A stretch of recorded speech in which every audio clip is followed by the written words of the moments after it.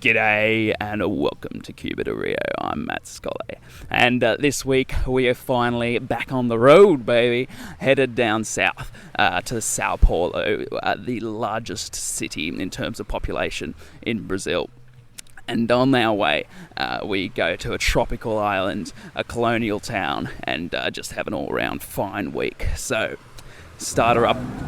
And let's get going to our first port of call, which is the tropical island of Ilha Grande. Ilha Grande is an amazing rainforest-covered tropical island just 2.5 hours south of Rio de Janeiro. And it was in fact discovered by the same guy that discovered and named Rio de Janeiro. And it's linked to the month of January. Rio de Janeiro means River of January.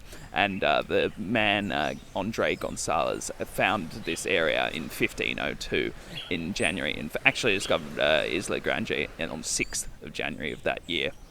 So a very early date in that year. But from there, the island has had a remarkable development that has led to it being the preserved tourist paradise that it is today.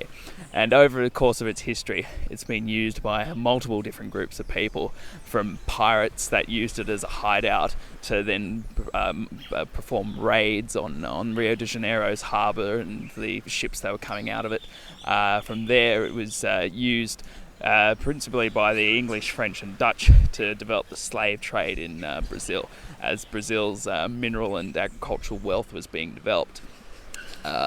These delightful characters from 1510 onwards used Ilha Grande as a sort of holding pen for the slaves that would then be sold on to the miners and big agricultural farms in this south part of Rio. And that in fact continued on to the 18th century. So 1836 is the last known record of slaves passing through Ilha Grande. There was 594 slaves coming off a boat from Africa. And it's incredible to think that that is less than 200 years ago, and that was still going on here in Brazil. And it's a fact of Brazil's history that I have not brushed on at all, which is quite ashamed of, to be honest. But from that point on, Ilha Grande was used then by Pedro II. You remember him from the Petropolis episode, when the Portuguese Empire was actually moved to Brazil. And Pedro II loved this island of Ilha Grande, and in fact used it as a sanatorium and built a hospital here and the like. And as the immigration inflows to Brazil grew from Europe and the like, this hospital then became a quarantine station, and that was the case used all the way through to the 1903, from the early days of Pedro II's reign in the late 1870s, I believe he kicked off his spell. But yeah, from 1903 onwards, it became a penal colony. And this penal colony was developed over the over the 20th century by the various military and dictatorships that Brazil has had. So it's been used to hold political prisoners and drug members and cartel members all the way up until 1994. And that has kept this island in a remarkable state of preservation. It's one of the largest tracts of South Atlantic rainforest on the Brazilian coastline, because the island was used just solely for this prison on its eastern side. And it's just in a remarkable shape. Beaches are perfect, rainforest is great and full of birds, as you've been listening to for the last minute and a bit. And I just loved wandering around, even though I didn't have the best weather. I had 3 days. One day was fully raining, in which I used it to mix last week's podcast. And then the other 2 days were perfect days for hiking. And I went all the way up to the peak of Picagaijo, which is a parrot head-shaped boulder at the top of the island, which allows remarkable views down to the main town of Abraao, which is about 1,600 people and growing, because the tourism industry here is booming. And because of the amount of rain and bad weather I've experienced this week, I thought it would be light on content. So I thought we might head into some of the rooms of Brazilian households and explore the interesting things that Brazil and South America have that are unique to these rooms. So I thought we'd start in the bathroom. And this is what a South American shower sounds like. And if that sounds menacing, it should, because the shower heads here, they don't usually have hot water systems caked onto the sides of their house, like most Western households. And in fact, they have these shower heads which are electrified and have a coil inside them that actually heats the water up as it runs through the shower head. And that, doesn't sound unsafe in itself until you consider all the dodgy frickin' wiring that they use to attach these things up to the power supply. And I don't know, I've experienced these showers all the way from Cuba in the beginning there, and had a rather notable one after in one of my last weeks in Cuba. I was in a hostel. I just climbed Cuba's highest mountain, done a 16-hour bus ride, and got to this hostel which had a hot shower, and it was pure luxury for me. And I was in this thing, and these shower heads, they're a bit up and down. Some are fantastic and work really well, like this one in Cuba, and then others, especially in cold places like Peru and Bolivia, are really dodgy, and you freeze your tits off the entire shower. But this one in Cuba was fantastic, and I was under there for about 20 minutes just soaking up hot water, probably my first hot water shower in Cuba for a while. And the whole room was filling up with steam as I was just under there, just soaking away a few days of filth. And then all of a sudden there was this huge bang, and a black smear of dust was on the wall, and I was stood there covered in water, just like, oh my god. And to manage to cause so much condensation on the wiring that it shorted out the entire hostel's power supply. And that's not the first time that I've had issues with electricity in these showers, because often these shower heads are connected up to metal piping, which then electrifies the tap you're trying to turn the water off from. And so you get little zaps in your fingers. And hostels all around South America have tried to stop this sort of thing happening by putting electrical tape around the taps that you use. And it often doesn't work, because water is also a fabulous conductor of electricity. And so you do get little tingling zaps through your fingers that are, of course, wet after minutes of showering. And that's the dodginess and risks that I take every day just to clean myself. But in addition to that, Brazil has something that is highly unique to Brazil itself, which is the first country I've experienced this. And that is the sound of an air-filled toilet seat, which I don't know if it enhances the comfort of the toilet experience. And that is, in fact, the first time I've ever sat on a toilet fully clothed, just so that I could record that sound for you. So enjoy it while you can. And that's the Brazilian bathroom for you. But Ilha Grande was full of all sorts of things. How's that little aside there?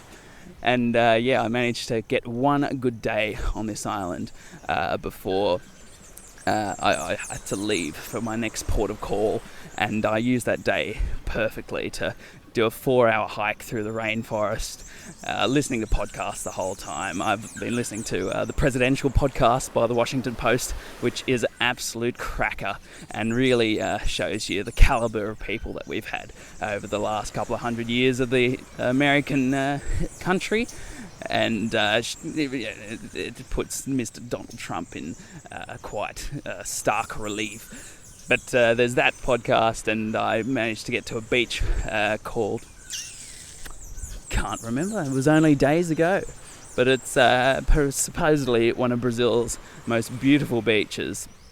And I'll try and insert the name of it somewhere. Lopez Mendes, Squeaky Sand.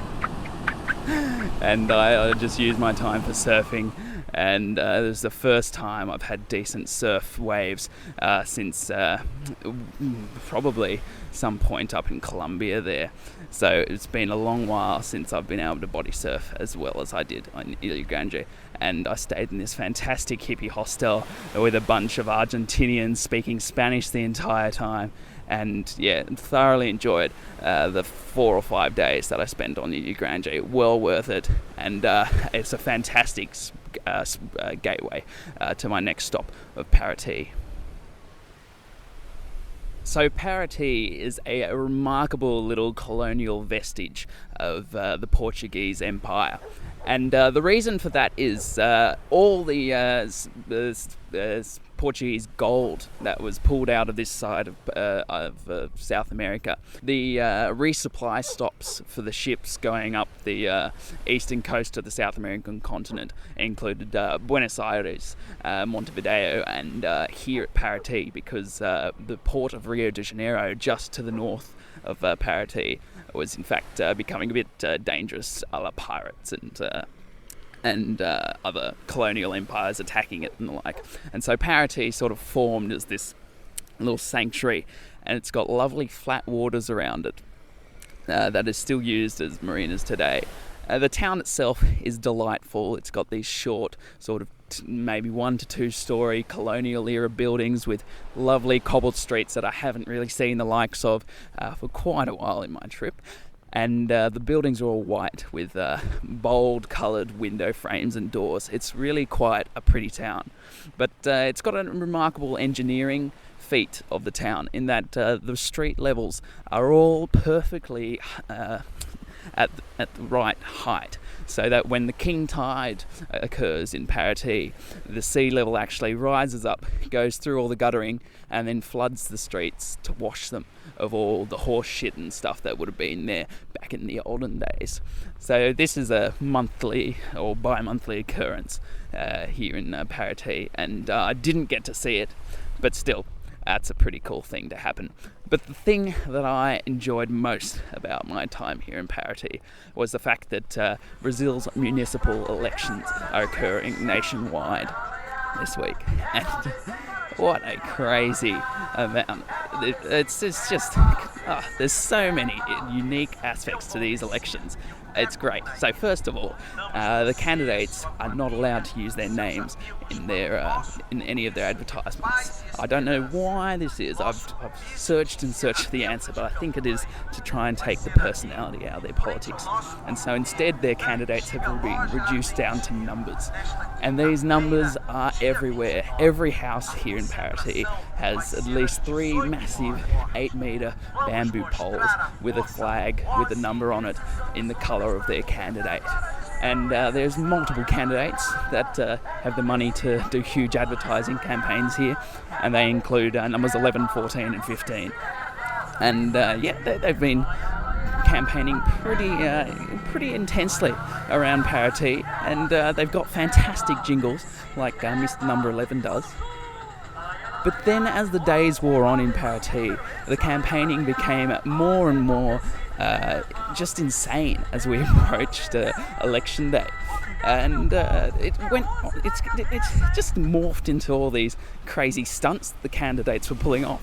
And so one night we had a line of about 500 metres worth of cars pass our hostel, all waving the banner for Mr. 15. And they were all just honking their horns and causing a ruckus and trying to attract as much attention to themselves as they can. And then in addition to that, as we approached today, which I believe is election day, they started getting airborne and doing bloody sorties over the heads of the Paraty citizenships. And so we saw Mr. 11 and Mr. 14 do a couple of soaring sorties over us. I cannot imagine anything like that happening for the municipal level elections in my hometown. Just imagine the bloody Dog Walkers Association flying over the tops of your head trying to procure your votes. It's unthinkable. But that's what was going on in Paraty while I was here. But it's well worth stopping here just for its waterfalls, its nice relaxed vibe, and its colonial vestiges that you rarely see this well preserved in any other part of Brazil. just some 20 minutes out of Paraty, you get to this fantastic combination of a waterfall, which has this amazing slippery side surface on it for about maybe 15, 20 meters down this lovely slope, and you go plunging into the pool at the bottom. It's absolutely fantastic. And then from there, just across the road, after you've had your fun slides, you can go to a cachaça artisanal brewery. And what cachaça is... cachaça... It's a Brazilian drink made from sugarcane, and what it does, it's crushed out of the sugarcane juice. It's crushed from the cane. It's put into these big 625 litre barrels to ferment for 2 days, and then from there it's put over a flame and it's boiled away until it evaporates into air, and then that air is then condensed and then boiled again, and then goes into this big tank full of a long spirally tube where it condenses a third time and then eventually becomes cachaça. And this mixture is then put into a barrel. They've got 2 French barrels here, initially intended for wine production, and then a Brazilian barrel with Brazilian wood, which they use for their super premium products here. And the cachaça has a weird sort of vodka-y rum sort of combination to it, and they add all sorts of delicious things like molasses, and there's some cachaça liqueurs with cocoa and banana and cinnamon and delicious things like this. But it's a pretty awesome combo and just out of town, so well worth checking out if you're in Paraty. So it turns out this episode is huge, and so is Sao Paulo. So all the news from there will be in next week's episode. So yeah, stick around for this fantastic interview coming right up. And this week, I honestly thought as soon as we left Rio, the Olympics would be well behind us. But it turns out I met this bloke, and he is one of the most chatty guys. I've only known him for a few days at the time that I sat down for this interview with him, and we just couldn't stop talking. He's an absolute cracking bloke, and I really hope you enjoy this interview as much as I did enjoy being sat there in this bedroom with our first Irish guest of the podcast. My name is Ollie Carmody. I'm from West Clare in Ireland. To be exact, a small little place called Cabellion, which many people might not have heard of, but I'm now living in Dublin. Brilliant. And what brings you to Brazil? Brazil, I came for the Olympics and Paralympics to work on them. And then I decided to stay on and travel. Brilliant. No, I mean, as I was saying to you, I honestly thought, like, once we left Rio, we would have left the Olympics behind us, but you've got a rather unique perspective on the Olympic Games. So what's it like seeing the Games through the lens of a camera? It is. It would be very different. My role within the Olympics and Paralympics did vary. For the Olympics, I was working for the new Olympic channel, which meant that I was actually more embedded with athletes, more behind the scenes, and more specialist programming for the new Olympic channel. My role within the Paralympics was slightly different because I was working for the host broadcaster OBS in a highlights capacity, which meant that I was filming specific events, ENG style, but as an outside broadcast style of shooting as well. So in the Paralympics it varied. I was actually sports specific, which meant I was opening ceremony, then I was triathlon, table tennis, and also equestrian. All right. Okay, so how much of the games do you actually get to see when you're working them? It varies. I mean, as I was at these games compared to other games I've worked on during the Olympics, I've seen less sports because I was working differently to what I would normally have done at the Olympics. So in this, I would be mainly doing interviews at events, say Olympian events, house events for the actual countries, and then doing specialist inserts into programming that the Olympic channel will be creating in the future for various different inserts to their own channel. During the Paralympics, yes, I got to see more of the games, but only game specific, so only the games that I was working on. Yeah. But also only seeing it from one angle, as in the angle I was shooting at. So I can't really look away from the camera and then watch the sport because I'm actually filming it. Yeah. And there's only so many cameras on it, so if I look away and miss something, then I'm going to get in trouble. Yeah, of course. So can you actually focus on what's happening in the competition when you're behind the lens like that? Can you figure out if Germany's winning, or are you so focused on the job that you don't really notice what's going on field? Well, again, it's the sport. Say, for example, if it is triathlon, you are involved at a certain time where your camera position is. So if you're at the start, the transition, or the end, in between that, you're getting feedback from TalkBack saying where everybody's position is and where they are.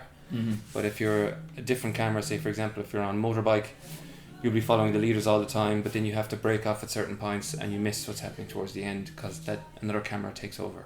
Yeah, okay. So, yes, I get to watch them, but I can't concentrate on, taking an interest in who I would support because I can't do that, because then I'll lose track and then I could miss actually who wins. And who are you supporting? Because I didn't see too many Irish competitors or teams in there. You mean during the Olympics or Paralympics? Both? Either, yeah. No, there was a lot of competitors from Ireland in the Olympics, more than what there actually was in previous games. I think it was 77 athletes we had at the Olympics, which was actually bigger than before. Unfortunately, the Irish didn't do very well at this particular games. Boxing would be our strongest, Mm-hmm. but with all the controversy that happened and some very notable defeats with Katie Taylor as well, that was pretty shocking. But our biggest, actually, one of the biggest was the sailing and rowing, which is now actually taking hold in Ireland a lot more than what it normally did. We had a silver medal win by 2 Irish rowers from Skibbereen and Cork, which was out of the blue. Skibbereen and Cork? Yeah, Skibbereen and Cork, yeah, a small place, a beautiful place, but always, a beautiful place in Cork, but well known for its rowing within Ireland, but not within the greater rowing community of Europe or the world. So these two brothers, shocked everyone by coming second in their rowing competition and won silver, which first rowing medal ever for Ireland, which was amazing. So they've become celebrities in their own right just because they're two normal, down-to-earth Irish athletes who are very chilled, very relaxed, and don't take it too serious. And they've become stars in Ireland and actually around Europe, because one of the guys left 2 days after they won the medal and went to compete in the World Championship and won gold. Oh, what a legend. Yeah, poor bugger. I mean, given you had so much contact with the athletes, you would have seen the party side of things at some point, sure. Yes, I was involved in going to specific events for interviewing former Olympians. Right. So basically what a lot of the Olympic Channel, what I'm involved in, they are doing timeless pieces. So what is that? They will interview someone and ask them questions regarding their involvement in the Olympics from the start, middle, end of their career and what they're doing afterwards. So this will be used as a continuous piece to be able to introduce these older Olympians to the new format. Yeah, so what time does the Olympic Channel kick off? Is it up and running now? Because it's a 24-hour, 360 days a year channel about the Olympics. 65 days a year, 7 days a week, 24 hours a day. It launched on the 21st of August, which was at the end of the Olympics, which many people actually were a bit surprised about, but it makes perfect sense. Because if you actually launched it at the start of the games, people wouldn't really have acknowledged it or watched it because you're already watching all the programming from your own area or country. And to have another one broadcasting, you're just not going to bother. Mm-hmm. And also with the Olympic Channel, it's more so set for in between games times. So what you see at games times from your own country's broadcaster or world broadcaster is fine, but during games times, that period between the Olympics, as in Winter Olympics I'm speaking about, and then Summer Olympics, the next one. So next one is Pyeongchang, Winter Games. Next one after that is Tokyo. In between that, the Olympic Channel is going to be telling you what's going to be happening. Which athletes to watch. Who's not so much which athletes to watch, but following specific athletes, following their training, following their competitive where they're going to compete to qualify for the next games as well. Yeah, so it's trying to weave a narrative through a number of athletes leading up to the Olympic conclusion at each. Yeah, exactly. And also the thing about it is that they're not just picking out athletes who are going to make it. They're also looking at athletes who will say do their best, go do as much training as everybody else, and probably won't make it. Like, I mean, as in won't win a medal to a certain point. Yeah. They may have a chance, but the point is that these people still go out of their way to train and try and make it to the Olympics and try and win a medal. It's a very honourable goal they have, because you don't really remember how many athletes were at this game, some couple of thousand, and you only remember the ones that got bronze, silver or gold. And yeah, that is very true, but for there's only one way to look at it, I suppose, is that if you don't have athletes from every country, then you're not going to have people fighting to get into these sports in these countries to eventually win a medal. Yeah, of course. If you have a smaller amount of athletes in a country, it's very difficult. So you hone in a particular skill or a particular area, and then if you're, if they compete in that, then eventually, if the money is there, then they may win a medal eventually. If they're given the funding, if they continue with that, and the training is there for those athletes, So, but the Olympics is about competing, is about for everybody. Yes, there's countries that may not win a medal, but it's about maybe in the future getting them to still compete, and in the future maybe someone will take it from that and be a good athlete from that country eventually. Yeah, of course. And how many Olympics have you done as a broadcaster? Well, I don't know. I suppose people look at it in different ways. Because I've done Youth Olympics, I've done Summer Olympics and Winter Olympics. Which year did you start? I started, my first event was the Winter Youth Olympic Games in Lillehammer, 2012. 2012. And then did you go on to do the London Games later that same year? I did the London Olympics, I did the London Paralympics. Mm-hmm. After that, I did the Sochi Winter Olympics, Sochi Paralympics. And now I have gone on to do the Lillehammer Youth Winter Olympic Games this year. That was January 2016. And then I now have done the Rio Olympics and Rio Paralympics.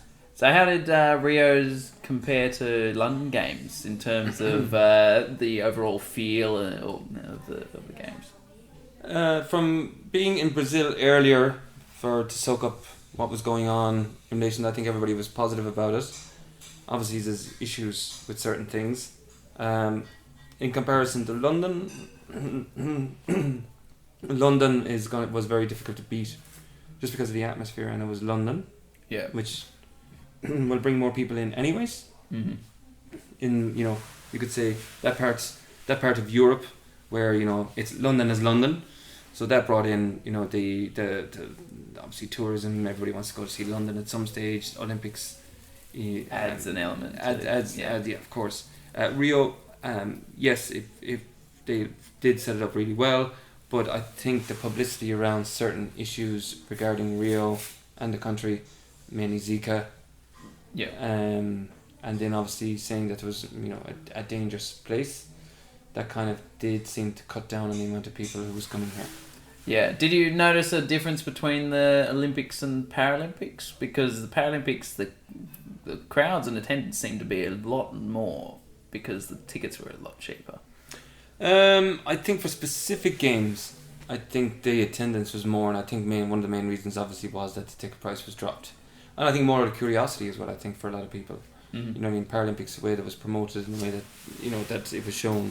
Obviously, it's kind of saying that people who have a disability or has a be it a prosthetic or whatever the issue may be, people are going to be more curious and saying that these people can do, as for example, the guy who won 1,500 meters, who actually broke the record of the guy who in the Olympics. Was first, second, and fourth in that race beat the time of the Olympic champion.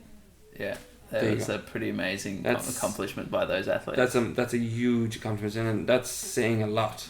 Yeah. About the Paralympics and where it's going. With the dedication and the people that they got involved in it. I mean, we have our own actual very famous Paralympian athlete. It's his 5th gold medal he won in the Paralympics. Irish athlete called Jason Smith, or if you're another part of the country, Smythe. But he's Smythe. All right. He lives in Northern Ireland, so basically people have a tendency to say Smith or Smythe, but we say Smith. We he's one of our own. So he was running the 100 meters. Yeah. And he got his 5th gold medal this time. That's pretty impressive. Yeah, undoubtedly. Yeah, and he's kept it consistent all the way through on all the Paralympics he's been in. So that was absolutely phenomenal from an Irish point of view. Yeah, of course. Yeah. That's a 20-year-long career at the top of his game. It's very impressive in that term. And I'm wondering, how did you get started in the camera working business? God, that's a while ago now, but I mean, it was a little bit by accident. I was doing various different jobs. I ended up doing a job course in pneumatics and hydraulics, which I don't know why I was doing it. That's another story. And then a friend who was working with me at the time, knew that I wasn't interested. He tapped me on the shoulder and said, "Look, you don't want to be here." And I kind of went, "You're right." This is shite. Yeah, and I went.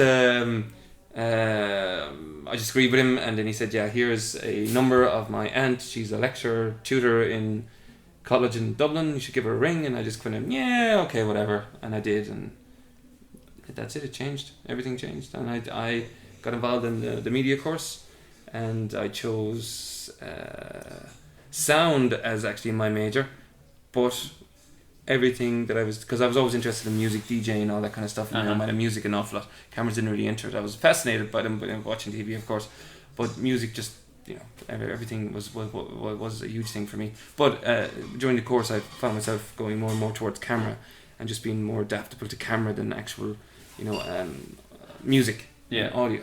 So then I got my first gig as being more or less a runner, and that was it. I think from that moment, the cabling and things of that nature. all the rubbish jobs that you have to do at the very start of your career. I must say your professionalism in sound producing shone through even before this podcast, because I was going to set it up and do it outside where everyone's making dinner and making noise, and you were like, no, let's go in my room, which is empty. Well, I think the quality the audience will appreciate is crystalline. Well, I think that's also from a camera background, because if I'm doing camera work, depending on what camera work I'm doing, for example, if I'm doing news or if I'm doing sit-down interviews, a lot of the time then I'm camera, audio, sound, lighting, director, producer in one with my reporter or whoever it is. So yeah, I'm always aware of the surroundings for audio, and you have to be at certain times. That's why I'm always kind of thinking that from, even not only from an audio point of view, I suppose, just strictly audio sound, but also from a camera point of view, as in recording audio for broadcast. Yeah.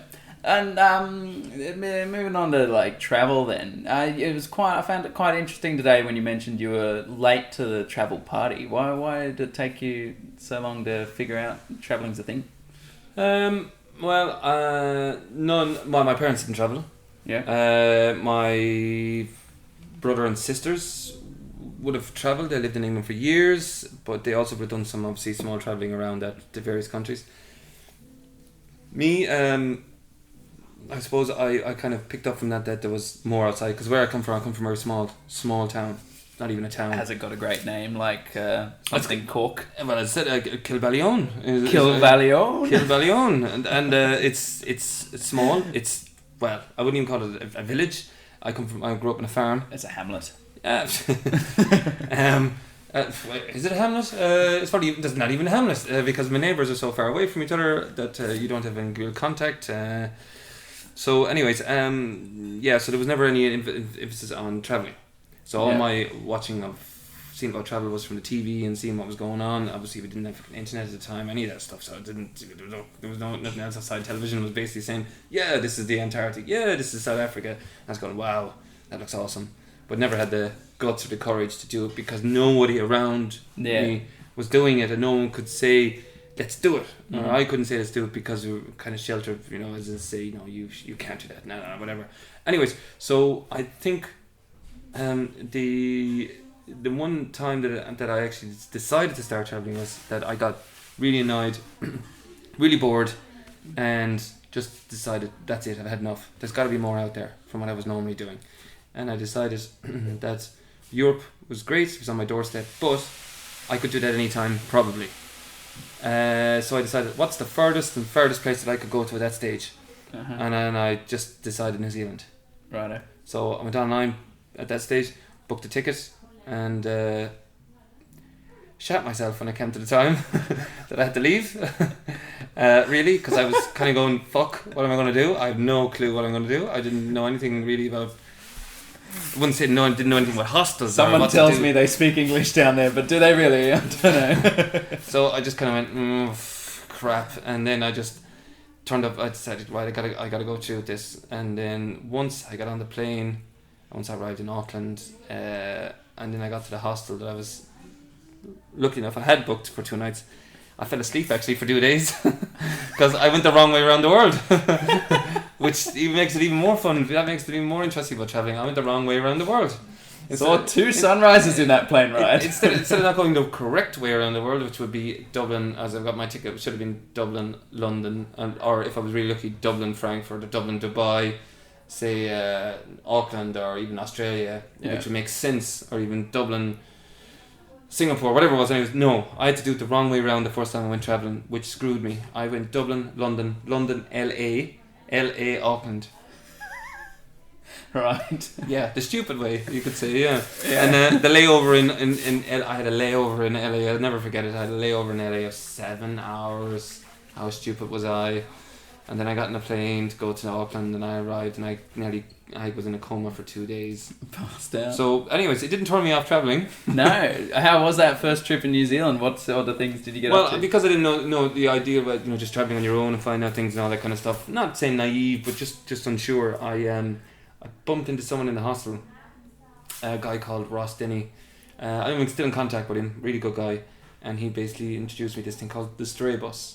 It's like you were telling me about the Peru hop and the Bolivia hop. Yeah. So you just jump on it and they bring you around New Zealand. You can jump on, jump off, stay a few days, go online, book your next pickup, and did all that.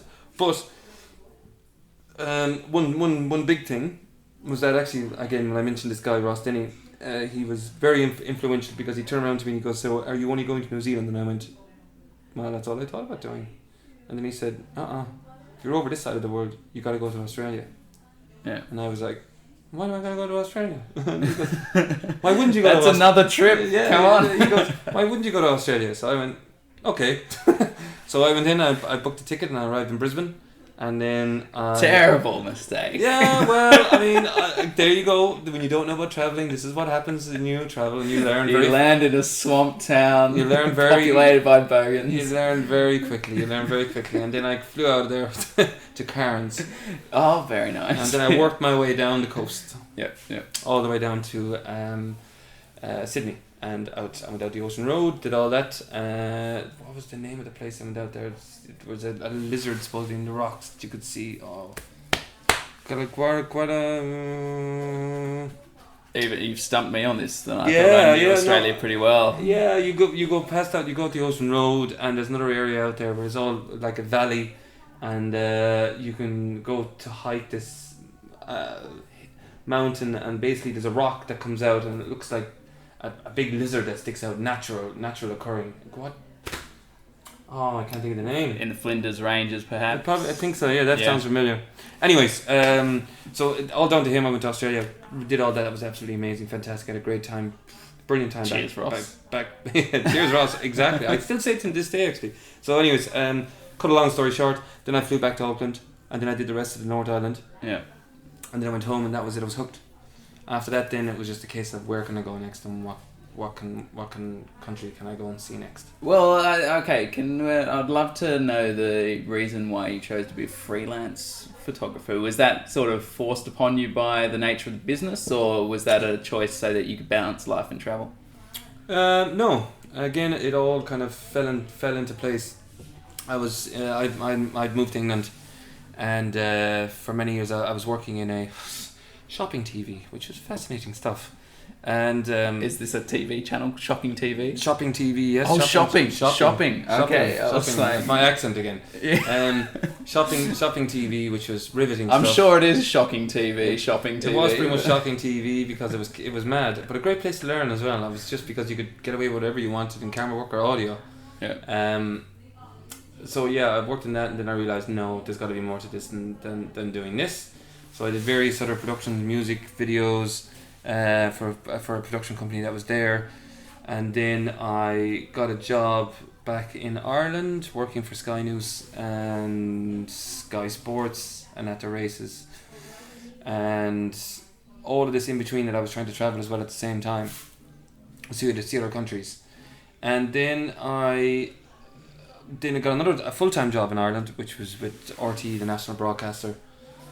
And then I realised, no, I really don't want to do a full-time job because I like the variety. I realised then I like the variety of the different types of camera work that I do. Mm-hmm. A lot of camera people only do one type of camera work. You were mentioning that. I find that amazing that in today's world people specialise so heavily, even. I suppose it was an older school thing where you had your area and you were good at it, and that was defined you, so that if someone was looking for an ENG cameraman news, they would go ENG being news straight down the barrel. That ENG is just basically is electronic news gathering, just a news cameraman. So basically you're standing outside. It's just a name, a specific name for it. It's industry jargon. Yes. So there's an EFP cameraman, which is electronic field production. So they would be more like I don't know if you have a program like Panorama in the UK. We have 7:30 report in Australia. It's okay, exactly so that's a slightly different type of camera work to news. That would be a different type of camera person who may do that. But in Ireland, it's a different type of camera person who does it. Maybe not in Australia, but in Ireland it is. So they would look at a higher end. The poor public broadcaster in Australia has been cut so far to the bone that these bloody cameramen, probably 3 for the entire network, they do all of them. I suppose it's coming more and more so like that. But in Ireland, still there's kind of a class thing where people would think they're better than others. So if you're in one particular type of camera work, that's. Tell me about the pricks that work in film then. No, I didn't say that. They're all really nice guys and girls. Film wouldn't be my thing. I suppose maybe just because I didn't start off in film, or I didn't get involved in film from a young age. I suppose that's probably why it is. Yeah. I mean, like film as we call it, film is film. They're the guys or girls 35 mil, 35 mil. But now it's not so much 35 mil anymore, because obviously it would be a lot more. There's a lot more cost involved, or it's specific programming only that would be shot in 35 mil. Yeah. Or shorts, obviously short films. But in the TV side of things, 35 mil would mean they would move from 35 to like shooting on an ARRI, or they shoot on a Red or Red Dragon, different type of camera.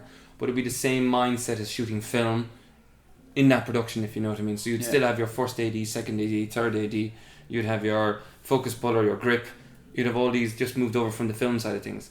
So unfortunately, this group this group seem like they are above everybody else. A superiority complex. Yeah. To a certain degree, and that's what I found I worked on 2 35mm shorts many years ago, and even then I found it, because when I mentioned, they actually were asking me, where did you originally start, where'd you come from? And I said, no, I work in TV. I just got blank stares. TV! TV, the dregs of society, and everybody else ends up there. The people who don't stay in film end up in TV. So after that, I just kind of went, nah, not for me. I'm happy out to do what I do. As I say, I'm lucky because I have the mix of camera work. So I would do ENG, which is a lot of news camera work. I do EFP, which is a lot of documentary, panorama type style. But then I would also do single camera on various different things, like behind the scenes. Then I would also do multicam, which is the hard cams on your football, soccer, rugby, Premiership, any sports like that, high-end sports. They're all the tracking cameras, or the ones that are behind goal, or something. Anyone, doesn't matter. Anyone during the game. So any camera that's there, there could be anything on a particular game. There could be anything from 6 to 30. Yeah. Maybe more. So that's the best thing about being involved with the Olympics, was how much I learned about the behind the scenes that is required to run a program like that, Olympic Games. It's absolutely insane, the amount of people involved with it. You were saying there's what was it, 700, 2,000 OBS staff? In total or cameras, or does it matter? In total, possibly. Just with the seven broadcasting service. 7,000 plus. 7,000 for just Plus. the cameras and sounds and. Well, no, the workforce for even the technical side of things, say all the way from camera to sound to venue managers to production to the talks, the BVMs, all the broadcast venue managers, all these people. So it'd be 7,000 plus. 7,000 There wouldn't be an exact number, because the difference is that they could add and subtract depending on the venues. Yeah, it's insane. So you got 7,000, and then just volunteers you got plus 60,000. And then you've got the people that feed all those people, then people that clean up from all those people, the people that are security for all those people. It's insane, the amount of just... Oh. And I think people who are watching it in general don't understand that. They actually... Not saying they don't understand is wrong word, I don't mean to sound like that, but I mean is they don't see that. They don't see... They can understand it's a big event, they can understand that it's a huge event and there's a lot of venues, but they don't understand just exactly what is running it. So, do you have an inkling that the Olympic Channel will attempt to capture that grandiose side of things, or will it? It has been captured before, but in a smaller way for rights holders. So for example, what I was speaking about before, and what I do in my job for different parts of the OBS as a camera operator. Previously in London, for example, I was working at the London Olympics with the ONC, which is Olympic News Channel. Yeah. That's a games time channel that only happens during the games. And what they do is for the first 2 weeks or 2.5 weeks, depending on when they're contracted, they will produce features on the games. So they will produce features for rights holders. So, for example, it could be for about the workforce. It could be about the landscaping of the actual grounds. It could be about the stadiums. It could be about a particular person doing a particular job at the Olympics. It could be about where does the actual food come from that all the athletes eat, because if you think about it, the athletes actually, even just the food they eat has to be monitored. Yeah. No. We like, there was one contractor, what were their names? Mercer or something of that nature. Yeah, I think it was them, yes. Yeah, they did the food for both the athletes and the volunteers. And so the food that we got was the athletes' food, and it was top-notch stuff. All the fruit came packaged in hygienically sealed little bags, and had hilariously half the food bar was salad. Yeah. And the Brazilian workforce would walk straight past all of that and go have their rice, beans and meat. And then guaranteed, if you were a gambling person, you'd gamble on them to pass the salad. I think I would have won a lot of money if I was gambling on that. But yeah, so it's very interesting because as I say, not this time, but in London, for that side of things, I went and shot a piece on where the bread came for the actual athletes. So I've taken it from the actual harvester all the way through to the actual bread coming onto the table for the athletes. Awesome piece to produce. So where was the wheat from? It was from a farm just outside London. How many miles was it again? I'm thinking because I know it's going to sound really bad, but there's so many different events. I'm just trying to piece together which distance. So we drove from London. It was nice because we had the Olympic lane in London, so it was much easier to get places, thankfully. I think it was about 40 miles from London. This huge farm, it was humongous. I swear to God. I know they say there's big farms in Ireland. Forget that. This guy. I mean, compared to Australia, you probably know it's tiny. But for me going there, like, it was just wheat as far as I could see. It was phenomenal. You know that scene in Gladiator where he walks through and he puts his hand along the maybe that wasn't. I hope this farmer hadn't suffered the same family tragedy as Gladiator. But I didn't ask. You know, there was a lot of piles of it. I didn't ask what was under it. The burnt remains of my wife and child. Yeah, so I mean, I walked through the field and I was putting my hands through, kind of going, oh shit, man, it's good to have land. So it was fascinating because he was a really, really nice guy, but it was amazing how monitored it is. I mean, it's not just your normal, there's wheat, cut it and stick it in there and spread, but it's all the whole process. The wheat's got to go through a security checkpoint. Yeah, I mean, it's got to get wandered down. It's analysed, it's tested. Yeah, spread your legs, wheat. Yeah, you're tainted, you're out of here. So even from that side of things, it was very, very interesting because it was fascinating to see just from the whole process, even from herself, and then the test that it has to go through, and all organic, completely organic. Everything was organic. Yeah, right. Okay. Yeah, and just sitting there, just after they'd made bread themselves in the farmhouse and just eating the bread and getting organic, going, yeah, wow, what a process. Yeah. Obviously he was, he had to be researched. I'd say even a couple of years before that, so that he could actually. I would have loved to have seen the ovens that it would have been a production line oven with just 7,000 bread rolls going through. They had a. It was actually phenomenal. Because of the process how they made them, and then obviously the dough was made, but it was obviously made at specific times so that they knew exactly how much we requested and not requested. For the athletes at certain times, but like just the ovens was just. Distance wise, as in length, I can't guess, but it was phenomenal. I mean, like it must have been 20, 30, 40 ovens in a row, maybe more. I think it was actually more ovens in a row. Yeah. Maybe I think it looked even like 60. Like the normal ones you see in a bakery where they just slide it in, slide. They were huge. Yeah. Massive. It's crazy. I would have loved to have done that piece, but have shown the germ of wheat that ends up in Usain Bolt's thing of bread and just followed the journey. I think that was from its own specific farm, and maybe that was a generic farm where all the athletes said from. Maybe Usain has got his own. Yeah, the fields in a Nike tick shape. Exactly. So I think maybe Usain is maybe he had his own specific farm, or the Jamaican team had their own specific farm. I don't know, but supposedly what happens is that look, they all eat the same. There's nothing different. You're an athlete, you go in there, it's all provided for. That's what you get. And of course, athletes are not monitored all the times, but they're tested at all the times. So they just eat the food that they're given. Mm-hmm. They don't get anything specific. If they're on their downtime, then I suppose they're monitored themselves by their own team, or given whatever they need. Well, on their downtime, even that, there's Maccas in the athletes' food tent. Because athletes that finish up their competition don't need to be healthy anymore. No. They can go off and have a cheeseburger. And that's funny you should mention that. It was absolutely crazy. We went to do was it during the it was towards was it just after the Olympics? It was a day after or 2 days after the Olympics when we went to the end. Basically what happens is that there's an area there called the International Zone that's just inside on the way to the athletes village. So in the International Zone you don't need a pass. So we were given our passes, and our passes allow us access to all the venues and specific areas. To get into the athletes village you need another accreditation, or a specific one on the accreditation you already have. We didn't have that because no media really is allowed inside the athletes village, because they're meant to just remain on their own, private, or if there is media, it's closely guarded. Yeah. As in, you can't hound anybody, you can't deny anybody, you can't go near them because that's their space. Yeah. But there's an international zone.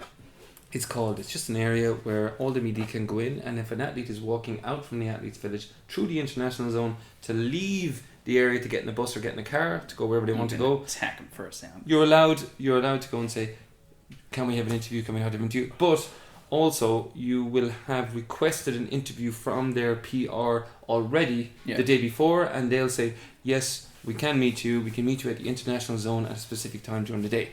Now, when we go back to the McDonald's is actually located in the international zone. Oh, the poor devils. So if they want to eat terribly, they've got to pass the fucking hounds.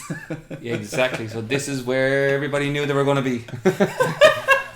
But the tricky athletes that they are, certain ones, they would send their runner or somebody who wouldn't get hounded, and they would order 30 burgers or 40 burgers and 40 fries or 40 sundaes, and then they'd sneak them back into, they'd walk out, get them, and then walk back in. Giant fucking coat smelling of disgusting burgers. The funniest part about it is, when these athletes are just going to have fun and not care, is because the queue was humongous.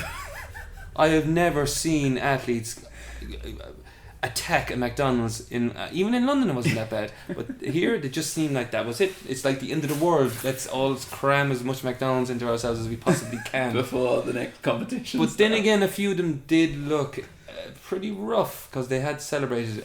When you're queuing up, bleary-eyed, and your medals are still around your neck from the night before after being a night out, and you're looking for McDonald's,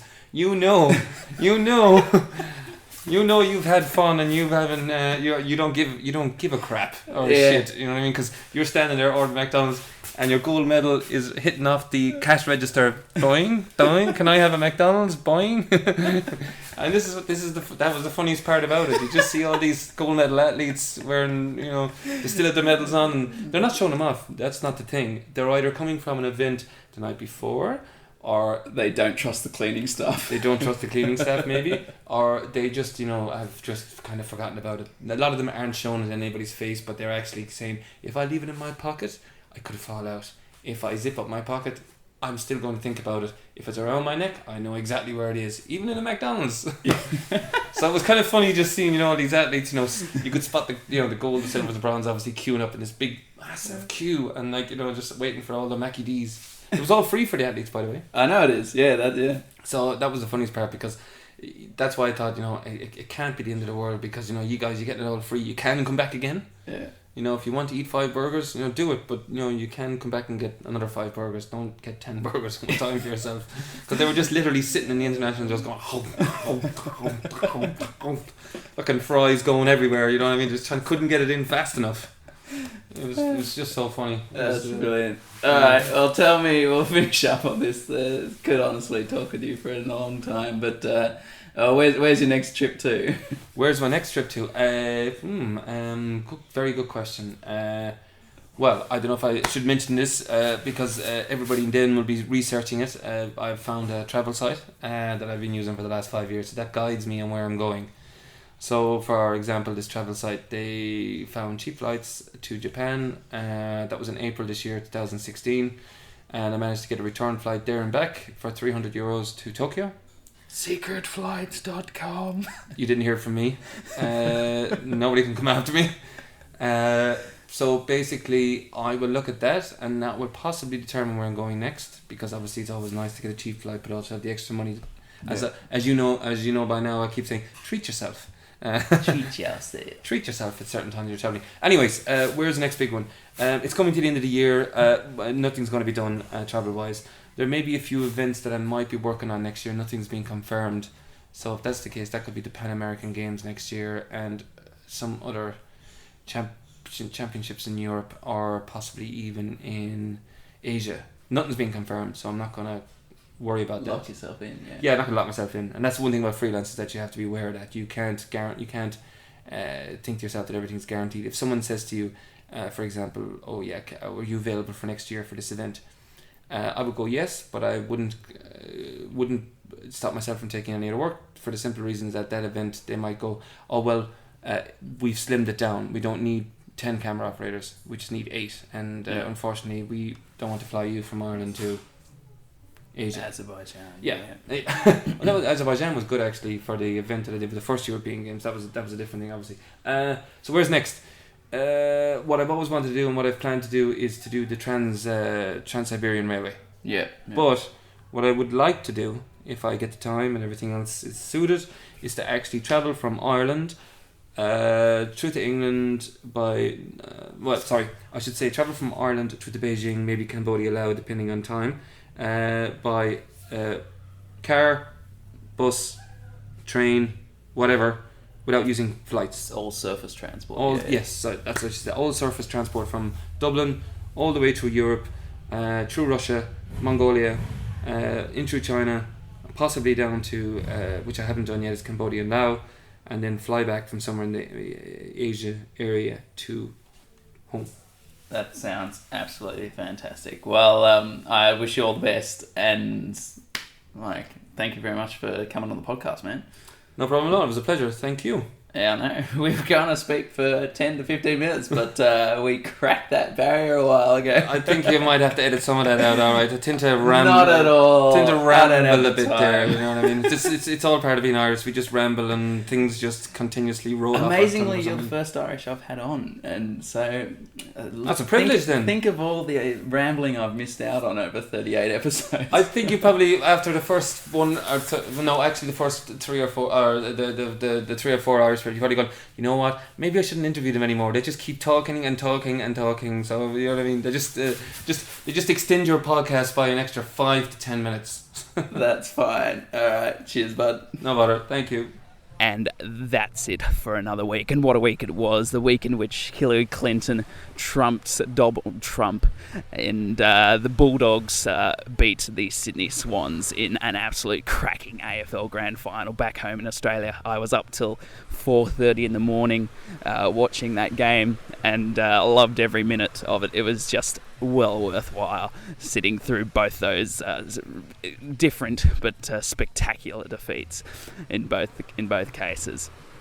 But anyway, if you like what you're listening to, make sure you leave a review at iTunes, as that really helps us out. And check out the Facebook page for the few photos I took this week when the weather was nice at Ilha, Grande, Paraty, and that magnificently large city of Sao Paulo, which we'll hear more about next week, I'm sure. See you then.